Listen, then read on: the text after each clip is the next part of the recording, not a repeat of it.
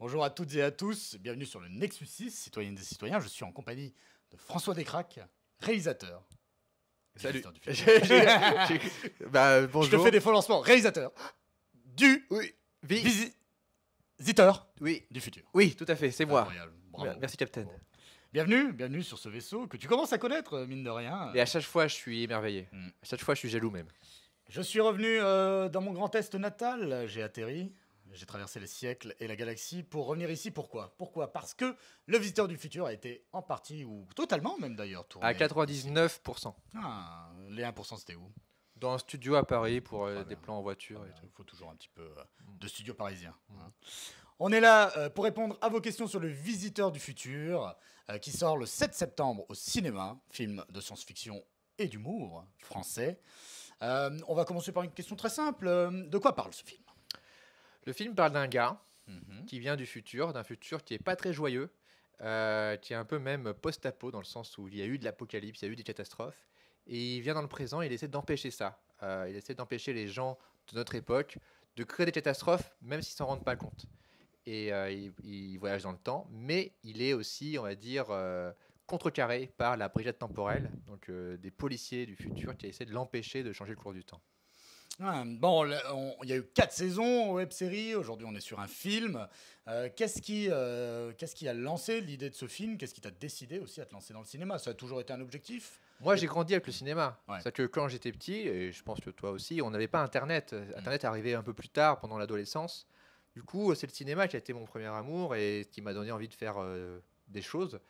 Il se trouve que quand j'avais 20 ans, il y avait zéro endroit au cinéma pour moi. Du coup, j'ai fait des vidéos sur Internet parce que c'était le seul endroit où on ne nous demandait pas l'autorisation. Mais j'avais toujours cette envie de faire du cinéma. Et donc, à la fin de la saison 4, on a eu ce projet de se dire, tiens, et pourquoi pas un film ? Même si c'était pas forcément moi qui a eu pas l'idée, mais au début, je n'osais pas me dire qu'un film Visiteur Futur pourrait exister, quoi. Et au final, c'est des producteurs qui sont venus me chercher, donc Pyramide Production, qui m'ont dit et si tu en faisais un film ? Je fais, ah bon, vous êtes sûr ? Ça peut vraiment sortir au cinéma ? Et là, ça y est, c'est sorti.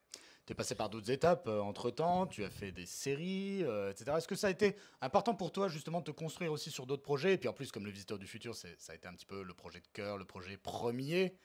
Est-ce que tu as appris des choses ? Est-ce que ces autres productions t'ont permis d'apprendre d'autres choses, d'appréhender d'autres choses peut-être ?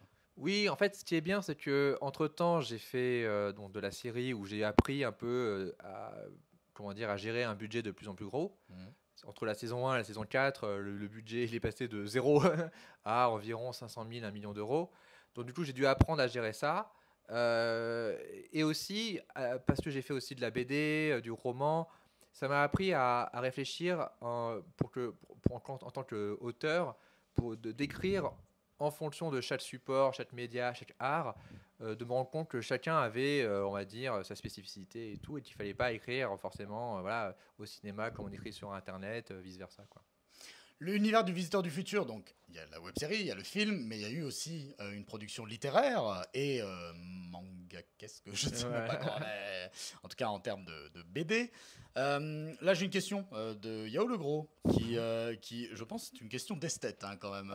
Il n'y a pas plus expert que Yao Le Gros en tout déjà, mais aussi en Visiteur du Futur. Il connaît tout mieux que moi. Donc, du coup, le pire, c'est que je suis sûr qu'il a une question, il a la réponse, il veut juste vérifier que c'est la bonne réponse. Dans le roman La Meute, tu as profité d'intégrer des enfants car c'est trop galère de tourner avec des enfants. Mais finalement, il y a des enfants dans le film. Oui. Pas trop galère ? Je lis exactement ce qu'il m'a écrit. Alors, c'est une très bonne question. C'était exactement ce qui m'inquiétait au départ dans le film. Un des trucs qui m'inquiétait, c'était toutes les scènes avec tous les enfants. Déjà, ce qu'on a fait dans le film, c'est que à l'image, il y a une trentaine d'enfants, mais techniquement, il y en a qu'une quinzaine. Et qu'il y a une quinzaine de vrais enfants, une quinzaine de faux enfants, parce que les enfants, quand on tourne pour un tournage professionnel, on ne peut pas tourner avec eux tout le temps. Ils ont le droit de venir que 4 heures Ils ont sur un des plateau. horaires, ouais. Voilà. Qu'est-ce que tu appelles de faux enfants ? J'ai un petit peu peur. Alors, c'était des adultes, souvent des jeunes filles, qui faisaient 1m50. D'accord, ok. Tu vois, qui étaient assez petites et qu'on grimait ou on leur mettait des costumes. Et du coup, de loin, ça passe. Et franchement, personne ne s'est trop rendu compte. Même sur le tournage, des fois, je crois que c'était Raph qui, des fois... tiens, d'ailleurs... Qui est derrière nous ? Raph ? Ouais. Tu peux parler des enfants du terrier ? Il s'approche. Moi, je suivais un live sur Instagram. D'accord, tu étais en direct aussi. Est-ce Bonjour. est-ce que, Bonjour. est-ce que tu te rappelles de ces enfants et ces faux enfants au terrier? Oui, absolument. Je ne savais pas qu'on avait des faux enfants sur le tournage. Du coup, je m'adressais à tout le monde, tous ces enfants, quand je les ai découverts. Je disais bonjour, comment ça va? Et on me répondait bonjour, enchanté, j'ai 24 ans. Et j'allais me mettre dans un coin, mort de honte. Et des fois, on avait l'inverse. On avait Arnaud Ducré qui faisait des blagues en Oui. pensant que c'était des faux enfants. Et on disait, ben non, en fait, c'est des vrais enfants. Et Quel type de blague? des blagues qu'on fait pas des enfants. Ah, d'accord, très bien. Génial. Donc, bon, en fait, la morale de tout ça, c'est que les enfants, ça fout la merde. Mais en fait, non. Non. C'est ça qui est génial. Ils étaient ultra disciplinés, plus que nous. Et Oui. ça, c'était vraiment une grande surprise de ok, c'est des pros. C'était nous d'être à la hauteur de ces personnes. Ah, ils étaient tellement carrés, ils étaient tellement sérieux. En fait, c'était ma plus grande crainte et mon plus gros bonheur sur le tournage, c'était de tourner avec les enfants. On me pose une question qui remonte très très loin, là, pour le coup. D'où est née l'idée du Visiteur du Futur? Non, mais tu auras certainement des choses à apporter aussi. Alors, En 2009, avec Florent Dorin, on voulait faire donc Florent Dorin qui joue le Visiteur du Futur. Notre rêve, c'était de faire une série de science-fiction. Et notre rêve absolu, c'était que ce soit dans un vaisseau, genre comme celui-là. Et vraiment, vraiment, mais pour de vrai, c'est pas une blague. On se disait, mais on ne pourra jamais le faire, ça demande trop de moyens. Du coup, la version cheap et simple, c'était de faire venir le gars du présent, pardon, le gars du futur dans le présent. Et l'autre idée, c'était, et ce serait trop marrant qu'il aille faire chier mon frère. Et c'est là où justement Raph, qui était comédien aussi à la base, est intervenu. Et donc je lui ai envoyé un mail, je lui ai dit, t'es dispo? et je devais réviser mon bac, mais je préférerais quand même aller un dimanche après-midi jouer la comédie, faire des bêtises au bois de Vincennes, que de réviser mon bac. J'ai eu mon bac, je vous rassure. T'en faites pas. Combien de temps durait le tournage, me demande Mathieu WRT. Alors, ça a duré 33 jours, donc réparti sur environ 2-3 mois, ce qui est, on va dire, assez court quand même pour... genre, on a appris récemment qu'il y a une comédie, l'assistante réelle qui a fait le plan de travail sur le film, travaille en ce moment sur une comédie avec des acteurs connus, et ils ont 50 jours de tournage, par exemple. Tu vois. Nous, 33 pour faire de la science-fiction, de l'action, voilà, c'était sportif. Tu n'as rien ajouté? C'était sportif. Chaque seconde comptait. Ouais. Bah, c'est aussi dû au projet en tant que tel, qui a souffert du Covid aussi. Enfin, Oui. voilà, il y a eu des difficultés de production quand même. Bah, en fait, alors, pour arriver à financer le film, c'était compliqué, mais dès qu'on a vraiment commencé le film, on a eu on a eu pas des difficultés, mais on a eu des challenges, mais on n'a pas eu de problème. Et ça qui est assez incroyable, c'est qu'on soit sorti indemne, qu'on n'ait pas eu de retard, qu'il n'y ait pas eu de morts ou de blessés. On a eu juste Mathieu Poggi lors de sa première journée qui s'est fait une déchirure musculaire, mais il a quand même continué le tournage. Il devait faire des scènes d'action, il a quand même continué. Mais à part ça, on n'a pas eu trop de problèmes. Toi, Raph, t'as senti des problèmes? Non, c'était sport, mais justement, tout le monde avait la même énergie pour faire ce challenge d'un film issu d'une web-série SF en France, comédie, en Grand Est, d'un Ucange, dans Froid, dans 33 jours. Donc on était Concentré. tous on avait tous la même mission, quoi. Donc ça, c'était trop cool. Très bien. Ensuo.les demande s'il y a des rêves cachés dans le film.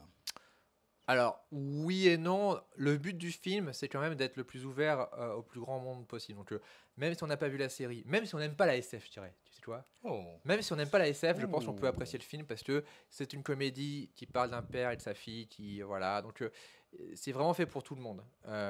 Mais bien sûr, oui, bien sûr, il y a des refs. Oui, bien sûr, que ce soit des refs à la série d'origine, que des refs à de la science-fiction en général, voilà. Donc, il y en a. Il y a même des refs à des youtubeurs cachés et tout. Si vous pouvez, alors c'est Joe multiple underscore Anna qui me demande s'il pouvait y avoir d'autres films Visiteurs du futur, est-ce que tu préférerais faire une suite, un spin-off? Déjà finir celui-là, enfin, terminer Déjà finir cette journée de Ouais. promo, voilà. Non mais sérieusement, l'univers du Visiteur du futur permet plein de choses. Ça qui est génial, c'est que on n'est jamais à court d'idées. C'est pas les idées n'ont jamais été un problème avec le Visiteur du futur. Le problème c'est les produire. Et donc là-dessus, je suis ouvert à toute proposition. Si tu es, Jo, Anna, productrice avec beaucoup d'argent, tu es la bienvenue pour me pitcher tes idées. Marielle me demande. Non, pas Marielle, pardon. Marielle qui était dans Les Enfants de la Meute. Donc on la salue. Marielle, fait voir. tiré du bas, Taral. Est-ce que je la reconnais? J'étais dans Les Enfants de la Meute. Alors le problème, c'est que je Ah, ne peux pas voir son profil. On peut pas là. On a Voilà, besoin de voilà. voir, Donc c'était un faux enfant peut-être. Ah non, voilà. Marielle. Attends, c'était une vraie enfant. T'as Instagram? Déconnecte tout de suite. Voilà, c'est ça. Va lire un livre. Bah, un livre du visiteur. Exactement. Mais il y en a, il y en avait une, c'était trop touchant parce qu'elle était assez petite et elle est venue avec son livre du Visiteur Futur pour le faire signer et j'étais en mode mais tu lis ça? C'était adorable. Donc c'est plutôt c'est de nouveau Yao le Gros qui demande comment Enya Barou a intégré le casting du film. En fait on lui a fait passer un casting. Moi je la connaissais à travers des vidéos où elle apparaissait notamment dans des sketchs de Bagel ou de Ludovic et à chaque fois je me disais mais elle est trop forte cette actrice. Mais je sais pas quel âge elle a. Parce que vraiment, je savais pas si elle avait 12 ans ou 60 ans en maturité. Et j'ai vu son travail, j'ai fait putain, elle joue trop bien. Et quand on a fait les castings, c'était les seuls rôles où on était obligé, enfin, on devait faire passer des essais parce qu'il fallait. On savait qu'elle jouait bien, c'était pas ça le problème, mais on savait pas si à l'image, elle et Arnaud, ça a marché en termes de relation père-fille, si on y croyait. Donc du coup, Arnaud Ducré est venu et il a fait passer plusieurs essais à plusieurs comédiennes et on les a filmés. Et Enya a été incroyable, voilà, c'était une évidence. Donc elle a intégré l'équipe comme ça. Là, j'ai une question pour toi, Raph, aussi, puisque donc tu joues dans le film. Je sais qu'il y a eu des difficultés, on en a parlé avec François, notamment pour les répétitions qui se faisaient par Zoom. Est-ce que tu peux me faire un petit retour d'expérience sur tout ça? Oui, tout à fait. On était au deuxième confinement, donc on s'est réellement rencontré avec l'équipe le premier jour de tournage. Avant ça, on a fait une lecture de tout le script sur Zoom, donc avec multi-écran, chacun dans sa cuisine, chacun avec sa connexion. En décalage. En décalage, etc. Et c'était une expérience vraiment hors du commun intéressante et moi que j'en garde un très bon souvenir parce que c'était la rencontre et c'était la première fois qu'on se lisait et qu'on vivait un peu tout le film. Et même malgré les problèmes de connexion et que ce soit une lecture sur Zoom, moi j'ai été ému, sans spoiler, mais il se passe plein de choses dans ce film-là, et donc notamment vers la fin, j'étais quand même ému sur Zoom. C'est pour vous dire. Donc ça m'a vraiment fait me dire, ok, on tient un truc. Je pense que le film il est vraiment chouette. On aurait pu même limite rester sur Zoom. On aurait pu exporter ça. Exporter ça et dire c'est bon, le film il est fait quoi. Donc ça c'était chouette et en effet après on se débarque sur le lieu de tournage et nous la veille on a fait un truc souvent à l'initiative de Florent qui est depuis le début de la série. Entre comédiens on se fait toujours on appelle ça des italiennes. Donc c'est l'idée de répéter le texte sans jeu, etc. pour juste se remémorer le texte tous ensemble. Mais on en profite pour un peu jouer, etc. Ça fait office de sorte de pré-répétition.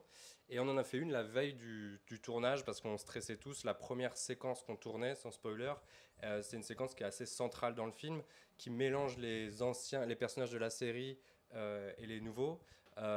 Et du coup on mettait direct les pieds dans le plat le premier jour de tournage. On commençait pas par une séquence toute simple où c'était une grande séquence et du coup on a fait une petite répète la veille qui rappelait vraiment l'état d'esprit de la série quoi, disons. C'était genre très informel, etc. Et à la fois ça nous a permis aussi de rencontrer Enya avant le jour J, etc. quoi. Polyvolou. Johanna me dit qu'il ou elle n'est malheureusement pas productrice ou producteur avec des millions d'euros. Grosse déception. C'est dommage. Il y a De Lazur qui me demande si vous deviez retenir chacun un souvenir en particulier lors de ces jours de tournage. Alors je me répète, mais le premier jour de tournage était assez fat parce que genre en plus de cette séquence-là, mais c'était sur un décor. Normalement dans la bande-annonce vous avez vu cette image-là, mais il y a un camion, il y a une colline, on avait un grand fond vert où on devait voir quelque chose à travers ce fond vert. Ce premier jour de tournage était vraiment... Moi, c'est là que j'ai réalisé ce qu'on faisait. Avant ça, je me disais, ça se trouve, on ne fera jamais ce film. Mais là, ce jour-là, je crois qu'on est en train de le faire, ce film. C'était vraiment impressionnant de voir tous ces décors et tous ces gens qui avaient travaillé avant qu'on arrive. On était dans des costumes de ouf, etc. Donc moi, il y aurait ça comme souvenir qui revient. Moi, j'ai un souvenir bizarrement assez vague parce que j'étais tellement concentré et chaque jour était tellement intense que c'était à la fois il se passait 10 000 trucs. C'est-à-dire que chaque jour de tournage, c'était comme si on tournait un film différent. Genre, la première journée, comme dit Raph, c'était film post-apo avec le camion, machin. Deuxième journée, film d'époque, Première Guerre mondiale. Troisième journée, à l'hôpital, drame familial. Donc, à chaque fois, mon cerveau belait. Je suis attends, mais je tourne un film ou 10 films, quoi. Donc, c'est compliqué d'arriver à isoler un truc, mais j'ai eu tellement de bons souvenirs. C'était incroyable. À la fin, c'était émouvant. Quand on arrivait vers la fin et qu'on disait ah, c'est le dernier jour de machin, ah, c'est le dernier jour de machin. Je me rappelle de ton dernier jour, de ton dernier plan, qui, paradoxalement, ton dernier plan, c'était une de tes premières C'est apparitions ma première apparition du dans film. le film. Ouais. Et bon, c'est pas un spoil, mais il y a une cascade. Et je me rappelle, on avait pris un cascadeur pour faire le truc, donc il était littéralement habillé en Raph. Mais Raph me disait, écoute, c'est mon dernier plan, allez, je pense que je peux le faire et tout. Et heureusement, c'était son dernier plan. Je me dis, mais si on casse Raph, bon, bah, c'est que maintenant, mais j'étais hyper inquiet. Je me rappelle, je me dis, oh, mais j'ai peur pour lui, j'ai peur qu'il se fasse mal et tout, machin. Et quand on voit le plan, je me suis dit, mais Raph est mort, en fait. Voilà. Et non. Et donc, mais bon, comme on a quand même payé un cascadeur, on a quand même pris le plan où c'est le cascadeur. Vaut mieux. Voilà. Ok. Bon, le Visiteur du Futur, mine de rien, le tout premier épisode, ça commence à dater. Voilà, très clairement. On parle d'un Euh, temps que les moins de Les moins 20 ans ne connaissent pas. bon, a priori, ils étaient nés, mais bah, c'est 2009. Oui, moins de 20 ans. Ouais, on commence à être short. Hein. Et c'est quoi le lien que vous entretenez avec la communauté? Parce qu'en plus, c'est vraiment, ça s'inscrit dans le temps long, quoi. Parce qu'il y a eu première, deuxième, troisième. Je crois me souvenir que la quatrième saison est arrivée un petit peu encore. Après, ça n'a pas été dans la foulée, si je me souviens bien. Mais ça a été dans la foulée, mais ouais, enfin, en fait, la série s'est tournée sur 5-6 ans, je crois. Après, il y a eu les mangas, le roman, pendant qu'on travaillait sur le film en parallèle, et 6 ans plus tard, le film. Et du coup, quel est le lien que vous avez aujourd'hui avec la communauté Visiteurs du Futur, entre guillemets? Bah, c'est un lien très fort parce que non seulement ils sont toujours là, parce que c'était le premier truc qu'on nous disait à ceux qui voulaient pas financer le film, on dit ouais là là, votre série, vos fans ils vous ont oublié, ils seront pas là au cinéma, et ils sont là, on les a vus en avant-première. Mais en plus c'est des gens très intelligents, ils sont très créatifs, ils sont pas juste fans pour être fans, dans le sens où ils sont très investis, mais ils sont exigeants aussi, tu vois. Du coup, ce qui est cool avec eux, c'est qu'ils ils peuvent aimer le Visiteur Futur, ils peuvent préférer certaines saisons ou le roman, machin, voilà, ils disent pas oui à tout, mais en même temps, ils sont hyper bienveillants. Et en plus, ils nous donnent des cadeaux des fois, j'ai reçu des fan art, des créations, mais je me dis, mais ils sont trop forts, quoi, où ils font de la musique, on a eu même une comédie musicale entière avec que des fans dans le rôle des personnages et tout. Non, mais c'est incroyable. Donc du coup, ils sont inspirants, et non seulement ils sont inspirants, mais c'est grâce à une dessinatrice qui s'appelle Emily, si je me souviens bien. C'est elle qui a dessiné la première fois le personnage de Belette, donc qui apparaît dans le roman La Meute, qui a dessiné avec le physique de Assassila, donc l'actrice Assassila qui jouait dans la série Scam. Et quand j'ai vu ça, j'ai dit mais c'est Assassila, enfin, c'est eux qui m'ont dit c'est Assassila, et j'ai fait ah, ok, et je l'ai pris en note et je l'ai casté dans le film parce que c'est les fans qui avaient eu cette idée-là sans savoir que ça allait influencer le film, quoi. Donc oui, ils ont, ils ont vraiment, on va dire, une influence forte sur ce qu'on fait, quoi. De ouf, et en plus là de les rencontrer, de les voir en vrai à travers la tournée des avant-premières qu'on fait, à travers toutes les villes de France, ça fait trop plaisir. Et en plus, ce que j'aime dans cette communauté, c'est chez ces gens qui nous suivent, qui aiment la série ou juste la SF, etc., c'est qu'elles veulent partager ce truc, cette passion-là. Donc vu que le film a aussi pour enjeu ou but d'accueillir le plus de monde possible, ils sont pas vénères de genre on voulait un film que pour nous avec 40 refs, etc. Je sens qu'ils nous soutiennent sur l'envie on veut accueillir plus de gens pour continuer l'aventure, ou en tout cas dans cette aventure ciné. Donc ça c'est trop cool d'avoir ce soutien là. On aurait pu avoir des gens qui se diraient genre ah non cette histoire ne va pas assez loin pour moi, etc. Mais genre non, là le film a vraiment envie d'accueillir des nouvelles personnes, et on sent qu'on est soutenu à ce niveau là, et qu'on a des nouveaux copains et des nouveaux copines. Est-ce qu'on va savoir un jour le prénom de Raph et celui du visiteur avant d'être baptisé? Mais là, je veux pas spoiler, donc je ne dis rien. Alors, c'est vrai. Alors, le prénom du visiteur est dévoilé dans la saison 4. Bien sûr, dans le roman, il y a... Ah, je me souviens plus, tiens. Dans le roman, on explique que ce prénom-là lui a été donné par quelqu'un, notamment par Belette. Mais on n'a jamais prévu vraiment un autre prénom, etc. Voilà. Donc et c'est même plus un mystère, on peut le dire, c'est Renard.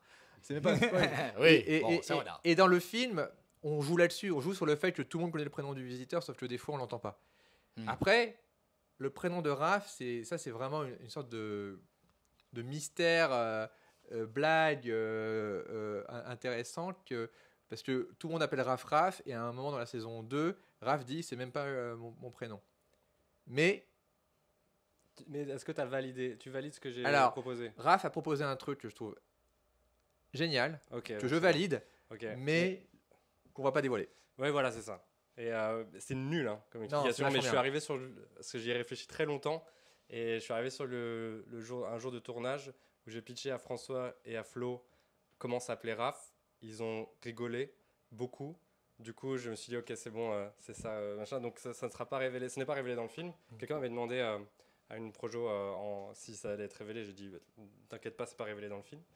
Mais sait-on jamais dans l'avenir. Je sais qu'il y a des théories qui traînent, mais je crois qu'en tout cas, personne n'a trouvé la. Quelqu'un l'a trouvé. Quelqu'un a trouvé. Une personne l'a trouvé, et j'espère que cette personne va garder le secret, sinon on va être obligé de la tuer. Donc c'est chiant. Mais si tu veux, je peux t'aider. Contre monnaie sonnante et trébuchante, je suis pirate de l'espace. C'est marrant que vous disiez ça, parce que c'est aussi à ce moment-là que tu te rends compte que ton œuvre te dépasse, et en fait les gens se l'approprient. Tout à fait. Donc même cette comédie musicale, on peut la voir quelque part Oui, ça s'appelle... Alors, les choristes ou la chorale du futur, mais je suis pas sûr du nom, ouais, c'est un truc comme ça. Okay. Et c'est trop bien. En plus, c'est des chansons connues, mais avec des paroles du visiteur du futur, donc c'est trop drôle. Comment se passe la promo en ce moment? Donc vous faites des tournées dans toute la France. Je sais que on s'est vu la semaine dernière, tu étais à Lyon le matin, puis tu es venu ici, puis tu as été à Nancy, puis à Lude, Strasbourg. Comment ça se passe pour vous deux? C'est sport. Moi, j'ai eu l'honneur de pouvoir me reposer 2 jours. Donc, j'ai repris des forces. François, il est en ligne droite depuis, je pense, ça fait 15 jours maintenant ou 10 jours. 18 août. 18 août. Donc, c'est sûr que c'est du sport, mais de la trop bonne fatigue. On peut rencontrer les gens. Les gens sont au rendez-vous à chaque salle, à chaque ville où on va. Il y a des accueils à chaque fois trop variés, trop différents. On rencontre aussi des professionnels, ce qui est incroyable. On rencontre les personnes qui tiennent les cinémas, qui nous accueillent, et c'est des personnes qu'on n'avait jamais rencontrées. Donc ça, c'est aussi extraordinaire de rencontrer ces personnes-là qui connaissent pas forcément la série, mais qui se disent waouh, il y a des gens qui vont venir vous voir et tout. C'est cool. Moi, j'aime bien avoir un cinéma où il y a des gens qui viennent, et du coup, ils sont contents. Et donc ça, c'est trop chouette aussi de les rencontrer. Et puis ça, c'est trop cool. Moi, je suis sur un petit nuage. Je me rends pas du tout compte. Je pense qu'on va bien dormir le 7 septembre ou le 8 à la limite. Et ce qui est génial aussi, c'est qu'on voit à la fois des fans et des gens qui ne connaissaient pas du tout la série, qui sont curieux parce qu'ils ont vu la bande-annonce, ou parce que, je sais pas, ils ont vu soit Carito McFly sur l'affiche, soit Arnaud Ducré. Enfin, ils viennent comme ça, et souvent, c'est les personnes les plus enthousiastes. Parce que vraiment, ils ne s'attendaient pas à grand-chose, ou à rien, et ils font « Waouh, mais vous êtes des tarés !» Et on a eu des très bonnes critiques soit de mamans, soit de jeunes enfants qui n'étaient pas nés à l'époque lors de la série. Enfin, donc on est très content de l'accueil des fans, mais forcément le nouveau public qui ne s'attendait pas à ça, ça nous fait chaud au cœur. Ouais, de ouf. On a eu une prof de philo qui a dit qu'elle utiliserait le visiteur du futur pour ses élèves, pour l'analyser, et pour ses élèves, ce qui... En tant qu'élève, j'adorerais une sortie scolaire pour aller voir le visiteur du futur. Et on a eu un gars de 80 ans aussi qui a aimé le film. C'est sûr que ça change de la métaphysique des mœurs de Kant, qui est au bac, certainement, je ne sais pas. Non. J'avais une question, je l'ai complètement oubliée. Super. Oui, si, comment s'est passé le tournage dans le Grand Est, puisque mine de rien, on ne pense pas forcément à venir tourner dans le Grand Est. Et on a tort. Et on a tort, tout à fait. Surtout quand on fait du post-apo. En fait, c'est ça qui est génial, c'est que le Grand Est, la région Grand Est, non seulement nous a soutenus financièrement, etc., mais surtout, c'est eux qui nous ont vachement poussés, inspirés à nous proposer plein de lieux de tournage. Ils ont fait un travail, mais ça a duré 2 ans, en fait, avant même que le film démarre, à aller on a fait des visites géniales dans des mines et tout, etc. Et on a eu vraiment, grâce à l'équipe du bureau d'accueil des tournages, mais un vrai, comment dire... Pas que un soutien, quoi. Vraiment une aide au jour le jour, et pour trouver tous les lieux de tournage, trouver les techniciens aussi sur place, trouver les figurants. On a tous les figurants sont de la région. Et vraiment, c'était le meilleur endroit pour tourner, tourner le film. On a beaucoup tourné à Ucange, dans les hauts fourneaux U4, et c'était incroyable parce qu'on vivait pratiquement là-bas pendant 2 mois. Et en plus, là, ce soir, on y retourne. Ça va être incroyable parce qu'on va faire la projection du film là où on a tourné le film. C'est un truc qui n'arrive jamais d'habitude. Donc, on a trop hâte de retourner là-bas. Déjà, on ne sait même pas à quoi ça va ressembler en termes de cinéma, parce qu'il n'y a pas de cinéma là-bas. Ils vont créer un cinéma pour ça, quoi. Donc, ça va être fou de retourner là-bas. On a trop hâte. Et ouais, non, c'est pareil, c'était trop cool. Vraiment, genre, U4 à Ucange, c'était incroyable. C'est une sorte de Disneyland post-apo où à chaque angle où on regardait, il y avait un décor qui se construisait. Donc on était vraiment, il y avait quand ils étaient en train de construire un décor, quand on est en train de tourner dans un décor, il y avait un autre décor qui se construisait. Donc dans les pauses, disons, on pouvait se balader dans ce grand lieu, c'était vraiment incroyable. Donc quand on est un peu fan de Mad Max et tout, c'est vraiment trop bonne visite.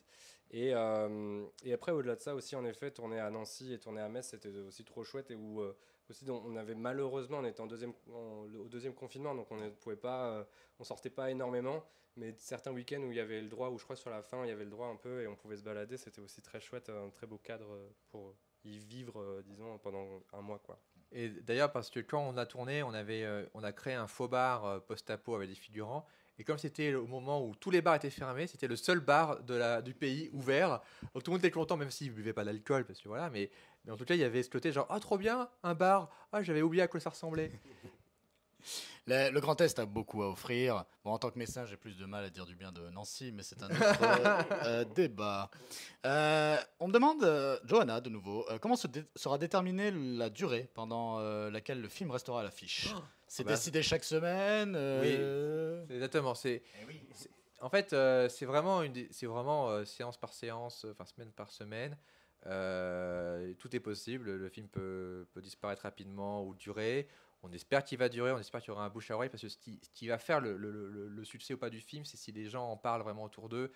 En fait, le vrai challenge de ce film, c'est pas tant de convaincre la communauté, parce qu'ils sont à fond et c'est trop cool. C'est si les gens qui ont aimé le film arrivent à convaincre des gens qui pourraient aimer le film, mais qui osent pas venir parce qu'ils ont des a priori, ils se disent ouais, la science-fiction en France, j'y crois pas trop, machin et tout. Et si vous arrivez à convaincre ces gens-là que si ça vaut le coup, voilà, non seulement le film peut rester plus longtemps à l'affiche, mais aussi, et c'est là où c'est important, c'est que ça peut donner, on va dire, envie aux producteurs, aux distributeurs, à tous ces gens, de financer, d'aider des films de genre, des films de science-fiction, mais aussi des films faits par des créateurs qui viennent d'Internet, et parce que c'est pas forcément évident. Et donc, on espère que ce film va donner, on va dire, des idées et des moyens quoi, à d'autres projets, parce que nous, on a eu la chance de bénéficier du succès du film du Palmacho. C'est-à-dire que c'est vraiment après le succès de Max et Léon que des producteurs se sont dit mais en fait, Max et Léon, le Palmacho, c'est vos potes. On a dit oui, c'est nos meilleurs amis, absolument. Ah, bah, leur film a marché, du coup, pourquoi pas vous? Et donc, c'est ça, c'est que le succès, c'est vraiment un cercle vertueux, et donc il faut vraiment encourager les démarches et les films comme ça un peu rares pour qu'ils soient de moins en moins rares. Oui. Ou alors, si vous êtes tous chauds pour battre le record du nombre de films visionnés le plus de fois au monde, vous le faites tous en même temps. Et chaque semaine, et on bat le record, et puis le film il sera à l'affiche pendant 10 ans. Et il y a un autre truc que Mathieu Poggi a sorti, qui joue dans le film, il a dit, si vous n'avez pas aimé le film, conseillez-le à quelqu'un que vous n'aimez pas. Voilà. Comme ça, tout le monde est content. Voilà. Vous aurez compris le message, citoyennes et citoyens. Allez voir ce film qui sort le 7 septembre. On arrive à la fin de ce live. Donc vraiment, allez-y pour soutenir la production de genre en France, la SF française, et puis surtout une belle équipe qui se consacre corps et âme depuis maintenant des années à ce projet. Et ça pourra amener d'autres belles choses peut-être. On espère. Merci à toutes et à tous. Vous étiez sur le Nexus 6. Nexus 6, ça parle de science-fiction sur YouTube. J'en parle un petit peu quand même. N'hésitez pas à vous abonner, mettre le pouce bleu, etc. Merci à vous deux d'avoir été là. Et à très bientôt. Merci. Ciao.